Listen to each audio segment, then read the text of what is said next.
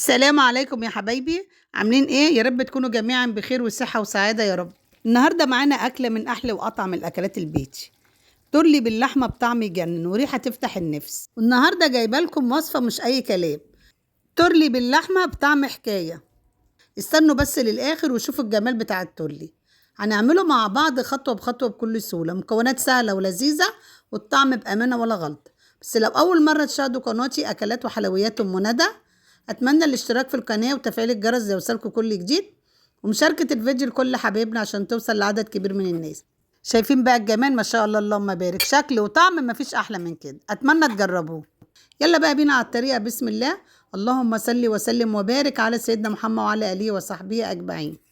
معايا بقى بصلايه وطماطمتين وجزرتين وثلاث كوسات وفاصوليا خضراء، والبزله طبعا انا مفرزاها في الفريزر. قشرت بقى المكونات دي كلها مع بعض كده وغسلتهم كويس، وهبتدي بقى ان انا اقطع الكوسه مكعبات صغيره. التورلي لما يتعمل بمكعبات صغيره زي الشكل اللي انا هوريه لكم بيبقى طعمه في حته تانية خالص بامانه. بصوا بقى الخضار وهو طازه وجميل، سر الطعم الحلو ده كله هنا.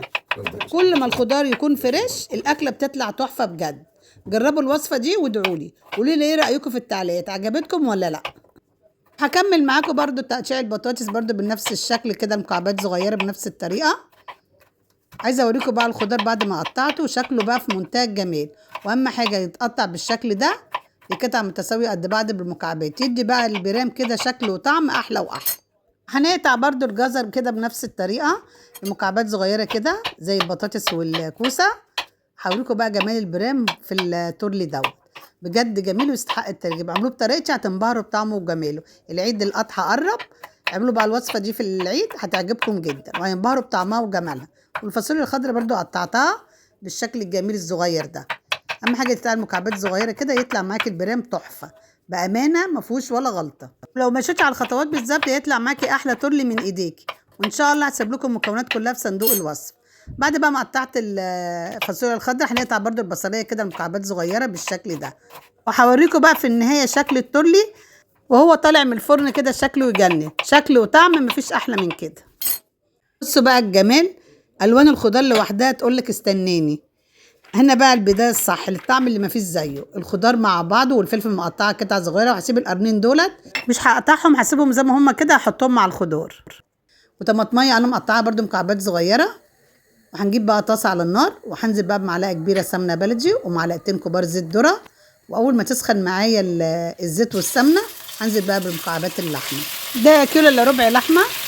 طبعا انا هشوح بقى كده في السمنه بالشكل ده. عايزه اقول لكم حبايبي ان الريحه بس كفيله ان هي تفتح النفس بجد. عايزه اوريكم بقى ان التورلي لما بيتعمل صح بيبقى طعمه في حته تانية خالص. بعد بقى ما قلبت اللحمه وتشوح معايا بالشكل ده، معايا معلقه كبيره فلفل اسمر وفصين من الحبهان. هضيف ورقتين ورق لوري يدي طعم حلو جدا، وهشوح بقى اللحمه كده. بعد كده هضيف بشر كده جوز الطيب بيدي طعم تحفه قوي للتورلي. جربوا التورلي بالطريقه دي وادعوا لي. هقلب بقى اللحمه مع التوابل.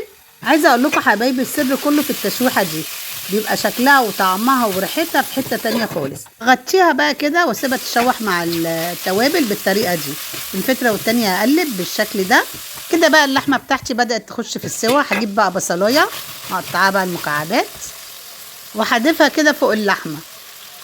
وطبعا 3 فصوص توم انا فرماهم بالهراسه، وهقلب بقى المكونات دي كده كلها مع بعض. عايزه اقول لكم الريحه تجنن بامانه. هضيف بقى معلقه صغيره كده توابل لحمه وهقلبها بقى كده واغطيها واسيبها تندمج مع البصلايه بالشكل ده. بعد كده حبايبي هضيف بقى طماطمايه كده متوسطه مقطعه مكعبات وهضيفها فوق اللحمه بالشكل ده. ما شاء الله، عايزه اقول لكم الريحه تجنن بجد، قلبه ريحه المطبخ. بدأت بقى المكونات كلها تندمج مع بعض بالشكل ده. عندي بقى كيلو طماطم انا مضرباه في الخلاط ومصفياه، وهضيف بقى كيلو الطماطم بالشكل ده، وهضيف معلقه كبيره صلصه جاهزه وهقلبها بالطريقه دي. وهغطي بقى الصلصه كده لحد ما تتسبك، وهسيبها بقى مع اللحمه كده لحد ما تستوي اللحمه معايا خالص. اهم حاجه اللحمه تستوي كويس جدا عشان لما تحطيها في التورلي ما تاخدش سوا كتير. هضيف نص معلقه صغيره سكر، والسكر ده لحموضه الصلصه، وهقلبها كده واغطيها تغلي بقى شويه. بعد كده هضيف كوبايه ميه مغليه عشان اللحمه تستوي خالص. اهم حاجه تكون الميه مغليه، ما تحطيش ميه ساقعه عشان ما تجلدش معاكي اللحمه. ميه مغليه واقلبها واغطيها. بعد كده هقلبها بقى معايا اللحمه ما شاء الله بدات تخش في السوا كده، بقى استوت معايا ما شاء الله. شايفين بقى الجمال. اهم حاجه اللحمه تبقى مستويه خالص عشان تبقى جميله في التورلي. جيب بقى الخضار اللي احنا مقطعينه مع بعض، شطفته كويس جدا وصفيته، وهنزل بقى بالبزله والخضار ده كله على اللحمه، وهضيف بقى معلقه كبيره ملح ومعلقه كبيره بهارات خضار، وطبعا فلفل اسمر، وهقلب بقى المكونات دي كلها مع بعض. عايزه بقى الخضار ياخد من طعم اللحمه. شايفين بقى الجمال، اللحمه مع الخضار هتعمل احلى طعم ممكن تدوقوه. وانا مقطعه بصلايه كده حلقات بضيفها كده فوق الخضار، وعندي الفلفل برده مقطعاه حلقات صغيره، وسايبه بقى القرنين اللي انا قلت لكم عليهم هحطهم كده فوق الخضار الجميل ده، واقلب بالطريقه دي. ما شاء الله، شايفين بقى الفلفل جميل ازاي، وشكله وطعمه احلى واحلى. هقلب بقى التورلي بالشكل ده واغطيه لحد بقى ما يغلوا مع بعض كده، والتورلي يخش في السوا بالشكل الجميل ده. شايفين بقى الجمال، ما شاء الله اللهم بارك. ايه رايكم بقى حبايبي في التورلي؟ سهل ولذيذ، والطعم بامانه ولا غلطه. كده بقى معايا جاهز ما شاء الله التورلي. اغطيه بقى ياخد غلوتين تاني. في المرحله دي بقى انا هطلع اللحمه من التورلي، عشان هغرف التورلي دوت في البرام، واسيب اللحمه دي من فوق الوش تاخد اللون الذهبي الجميل، وهوريكم في النهايه شكل التورلي عامل ازاي. ما شاء الله. طلع اللحمه بالطريقه دي كده، اللحمه مستويه معايا والخضار كله مستوي. اخليه بقى تحت الشوايه كده لحد ما ياخد اللون الذهبي الجميل، وهوريكم برده في النهايه. ما شاء الله اللهم بارك. هجيب بقى التورلي وهوزعه كده في البرام بالشكل ده. شايفين بقى جمال التورلي ما شاء الله، والريحه تجنن بجد. فعلا اتمنى تجربوه بنفس الطريقه وبنفس الخطوات، وانا واثقه ومتاكده 100% ان هو يعجبكم ان شاء الله. لو حضراتكم عجبكم الفيديو لايك وشير للفيديو. بعد بقى ما وزعت التورلي في البرام بالطريقه دي، هضيف بقى نص معلقه صغيره ملح، عشان طبعا انا دقت التورلي لقيته محتاج ملح. ضفت نص معلقه وهقلبها بالشكل ده. بعد بقى ما قلبت الخضار كده مع بعض، هنبتدي بقى ان انا احط اللحمه كده مع الخضار. هتعمل احلى طعم ممكن تدوقوه. جربوا الوصفه دي وقولوا لي ايه رايكم في التعليقات، عجبتكم ولا لا، عشان تاخد الوش الذهبي الجميل. وهوريلكم برده في النهايه شكل وطعم مفيش احلى من كده.